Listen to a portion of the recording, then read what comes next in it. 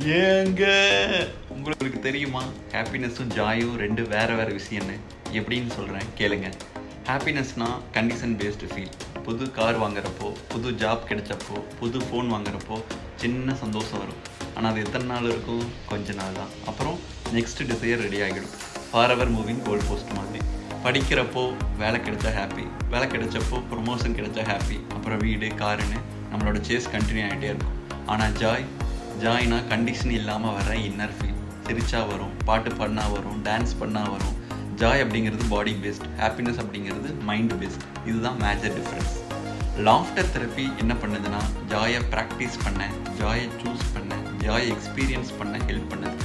Even tough டைம்ஸில் கூட நம்மளை சிரிக்க வைக்கும். நம்ம சிரிக்கிறப்போ பிரெயினில் ஃபீல் குட் கெமிக்கல்ஸ் ரிலீஸ் ஆகும். அப்போது நம்ம அந்த சுச்சுவேஷனையே டிஃப்ரெண்ட் பெர்ஸ்பெக்டிவில் பார்க்க ஆரம்பிப்போம். ஸோ ஹாப்பினஸ்க்காக வெயிட் பண்ண வேண்டாம், ஜாயை சூஸ் பண்ணுங்கள், சிரிக்க ஆரம்பிங்க. அதுதான் லாஃப்டர் தெரப்பியோட சீக்ரெட். ஏங்க நீங்கள் சந்தோஷமாக இருக்க கூமாப்பட்டி வரைக்கும் போக தேவையில்லை. மனசு விட்டு சிரிச்சா போதும். சிரிங்க, சிரிச்சுக்கிட்டே இருங்க. ஜாயின்னு கமெண்ட் பண்ணுங்கள் if you are ready to stop chasing and start living.